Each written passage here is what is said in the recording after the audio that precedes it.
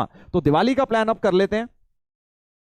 दिवाली का प्लान, तो दिवाली का मैथ्स के पॉइंट ऑफ व्यू से मैं आपको प्लान बता देता हूं, दिवाली हॉलीडेज प्लान।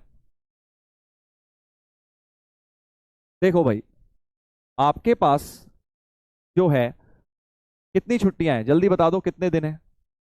सैटरडे को तो खैर एक क्लास दूंगा मैं, रिकॉर्डेड सेशन, बट आप संडे से मानो।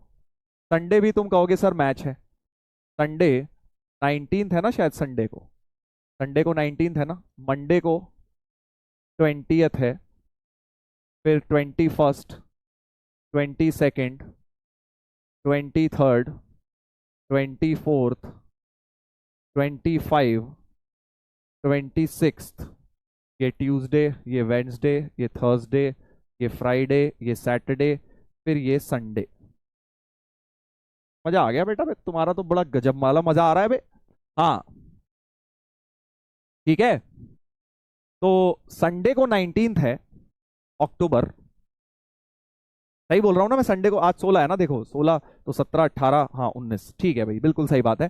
तो संडे से मानो छुट्टियां हैं, क्योंकि वैसे तो सैटरडे को भी लाइव नहीं होगी, पीडब्ल्यू में छुट्टी है, तो एक रिकॉर्डेड सेशन मैं आपको दे दूंगा, इजी सा, अगर देख लेंगे, अगर होगा तो ठीक है, वरना लाइव में भी कर सकते हैं। तो अब लेक्चर्स कब आएंगे वो मैं आपको मैथ्स के बता देता हूँ।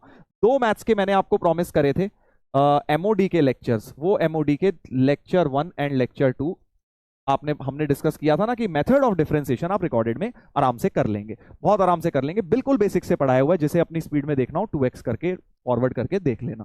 तो वो दोनों लेक्चर्स इस दिन आ जाएंगे। अब मंडे को तो दिवाली है यार, मैं तो नहीं चाहूंगा कि इस दिन आप बिल्कुल भी पढ़ाई करें, no studies, no studies. Monday को है ना, या ट्यूसडे को है?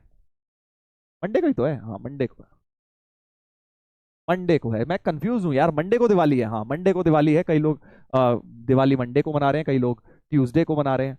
हाँ, तो फ्राइडे सैटरडे को आएगा, सॉरी 24-25 को आएगा लेक्चर, यस 24-25 को एमओडी का आपको लेक्चर 1 एंड 2 मिलेगा, ठीक है। अब संडे को जिन लोगों को मैच देखना है, मैच देखो बेटा, बिल्कुल एंजॉय करो, कोई प्रॉब्लम नहीं है, बट ये नहीं कि सारे मैच देखने लग गए, फिर 24 को भी आएगा तो वो भी देखूंगा सर, तीनों देखूंगा। एक मैच देख ले कोई सा भी, पहला वाले का मन है तो पहला वाला मैच देख लो, जो मैच नहीं देखते बेटा वो यहाँ पढ़ाई कर लेना। और अब पढ़ाई में करना क्या है, ये तो आपको स्टडी में करना है। स्टडी में ये 3 डेज अगर आपने waste, don't waste, don't waste, इनको वेस्ट नहीं करना है। ये नहीं कि इस दिन दिवाली है अगले दिन भी सर छोड़ देता हूं उसके बाद पढ़ लेता हूं, ये 3 दिन अगर में से 1-2 दिन वेस्ट कर दिए दिक्कत हो जाएगी, फिर नहीं कवर हो पाएगा बैकलॉग, ठीक है। हाँ, तो अपने को समझना है कि हमारे पास ये ही 3 मेन दिन है, अगर आप मैच में इंटरेस्टेड नहीं है तो ये भी एक दिन हो गया। अब मोटा मोटा 4 दिन आपके पास होने वाले हैं। तो अब 4 दिन में बेटा मैं आपको क्या सजेस्ट करूंगा कि आपको रिवीजन करना चाहिए, रिवीजन करना चाहिए प्रीवियस टॉपिक। जिन्होंने, जिनका बैकलॉग नहीं है वो रिवीजन करें। जो तुम्हें लगता है कि यार तुमने थ्योरी नहीं पढ़ी हुई, बहुत दिनों से भूल गए हो, ऐसे चैप्टर्स हैं जिनको रिवाइज बहुत पहले किया था, काफी दिन से नहीं किया, या जिनकी प्रैक्टिस थोड़ी कम करी हुई है, वो करिए। जिनका नो बैकलॉग है, बैकलॉग वाले तो भैया तुम्हें बैकलॉग बैकलॉग कवर करना है। और प्रेफरेंस किसे देनी है? बेसिक मैथ ट्रिगो का बैकलॉग तो मैं मान ही नहीं सकता, अब आपका है, ठीक है, अब ड्रॉप ईयर में है बैकलॉग में, अब आपको उसे प्रायोरिटी देनी है जो कि कैलकुलस में यूज होगा, ठीक है। शुरुआत के कोई भी चैप्टर, सीक्वेंस सीरीज हो गया, पीएनसी हो गया क्योंकि प्रोबेबिलिटी में लगेगा, करेक्ट सीक्वेंस सीरीज भी कई बार लग जाता है कैलकुलस के अंदर, तो ये आपको पढ़ना है, ये आपको पढ़ना है। ट्रिगो तो मान के चलो, ट्रिगो 1 एंड 2 तो आपने करा हुआ है, नहीं करा है तो उन्हें भी कवर करना पड़ेगा। तो जिनका बैकलॉग नहीं है वो फोकस करें revision and topics, problem solving पर। जिनका बैकलॉग है वो इस पे फोकस करें।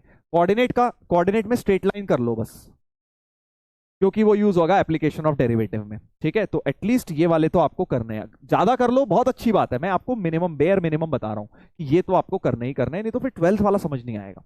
ट्रिगो, बेसिक मैथ मैं मान के चल रहा हूं कि तुमने कर ही लिया है, पीएनसी प्रोबेबिलिटी में यूज होगा, सीक्वेंस सीरीज यूज होगा कहीं पर भी 12th में, और कोऑर्डिनेट ज्योमेट्री में स्ट्रेट लाइंस जो है ये तुम्हारा यूज होगा किसमें, एप्लीकेशन ऑफ डेरिवेटिव में। और उसके अलावा एरिया अंडर द ग्राफ में तो फिर सारे कोनिक्स के ग्राफ यूज होंगे, एटलीस्ट बस ग्राफ ग्राफ भी पढ़ सकते हो, ठीक है। क्वाड्रेटिक, हाँ बिल्कुल क्वाड्रेटिक भी किया हुआ है, होना चाहिए क्वाड्रेटिक, तो कैसे बैकलॉग नहीं हो सकता भाई, क्वाड्रेटिक भी यूज होगा ही डेफिनेटली, बहुत ज्यादा यूज होगा। बेसिक मैथ मैंने क्वाड्रेटिक भी इंक्लूड कर लिया है, वो तो पहले दिन से ही फंक्शंस में शुरू होगा। तो फंक्शन समझ नहीं आएगा, मैं बता रहा हूं, अगर तुमने बेटा अपना ये सब गेम ठीक नहीं रखा, बैकलॉग रख लिया, तो फंक्शन समझ नहीं आएगा, समझ लेना। फंक्शंस में बहुत ज्यादा क्वाड्रेटिक, ट्रिग्नोमेट्री, बेसिक मैथ ये सब लगती है।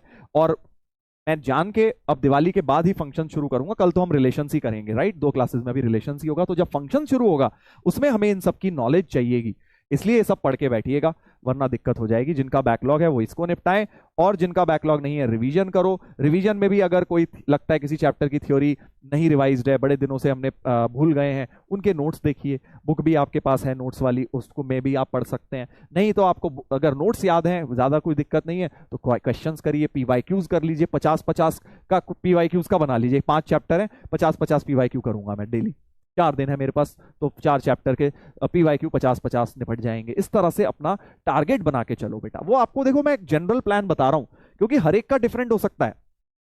अब मैं ये नहीं कि इस दिन तुम यही पढ़ना, उस दिन तुम यही पढ़ना, ऐसे करूंगा तो वो गलत हो जाएगा आपके लिए, because everybody might be at a different stage of their preparation.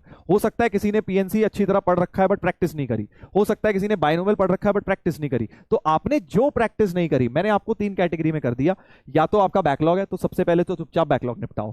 Backlog नहीं है तो आपको पहले थ्योरी निपटानी है रिवीजन में, और फिर आपको क्वेश्चंस निपटाना है। क्वेश्चंस में भी 4 दिन है, तो चारों दिन को 50-50-50 पीवाईक्यूज दे दो, 60-60 दे दो, 100-100 दे दो, जो डिपेंडिंग ऑन बाकी सब्जेक्ट कितना करना है तुमने, ठीक है। हाँ, उसके बाद वैसे अगला मंडे ट्यूसडे में भी देखेंगे कि क्या प्लान है, क्योंकि छठ पूजा भी है, और उसमें भी हो सकता है एक दिन तो आप काफी कुछ लोग सेलिब्रेट कर रहे हो, तो दूसरा दिन आप पढ़ाई कर सकते में यूज कर सकते हैं, ठीक है ना।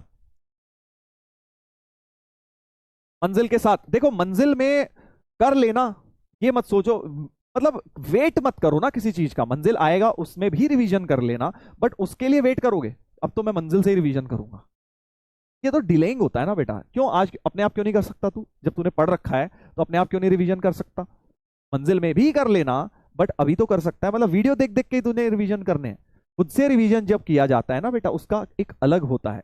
जब आप पढ़ चुके हो कोई चैप्टर, तो आप खुद से ही तो रिवीजन करो ना, आपका क्विक होगा, फास्टर होगा, बेटर होगा, क्वेश्चन में कोई असिस्टेंस नहीं मिलेगी। मंजिल में टीचर ने बता दिया पहला स्टेप, अच्छा हाँ अब तो ये हो गया, अब तो फिर तू कर ही लेगा। तुझे एक गलत फहमी हो गई कि मैं तो क्वेश्चन कर लेता हूँ, अरे एग्जाम में पहला स्टेप कोई बताएगा। तो जब खुद से आप प्रैक्टिस रिवीजन करोगे, तो वो जो 0 to 1 वाली जर्नी होती है ना प्रॉब्लम सॉल्विंग में, वही तो मेन होती है कि हम कैसे फर्स्ट स्टेप तक पहुंचे, ठीक है। तो वो भी कर लेना, बट पहले अपना ये प्लान बिल्कुल सही रखिए, और इसमें टाइम वेस्ट बिल्कुल भी मत करिए। देखो मैं असाइनमेंट तुम्हें नहीं दे रहा हूं, क्योंकि मैं ऑलरेडी जानता हूं कि तुम्हारे पास पीवाईक्यूज पूरे हैं, ठीक है, तुम्हारे बैच में। मैं चाहता हूं कि तुम कोई नए असाइनमेंट के चक्कर में पुराने पीवाईक्यूज जो है उनको इग्नोर कर दो। तो असाइनमेंट आप ये मान के चलिए पीवाईक्यूज ही आपके असाइनमेंट है। जितने चैप्टर्स हो गए उनके जो पीवाईक्यूज हैं वो आपके लिए असाइनमेंट है। अगर आपने वो नहीं करे हैं तो समझ लो कि सर ने हमें दिवाली असाइनमेंट दिया हुआ है। तो दिवाली असाइनमेंट मिल गया तुम्हें, पीवाईक्यूज, और जिनका बैकलॉग है तुम्हें ये असाइनमेंट मिल गया है, दिस इज दिवाली असाइनमेंट, ठीक है बेटा। हाँ, पीवाईक्यू से ज्यादा बढ़िया कुछ नहीं है, पिछले 10-15 साल के पीवाईक्यू निपटाओ, तुम्हारा कॉन्फिडेंस अलग लेवल पर जाएगा।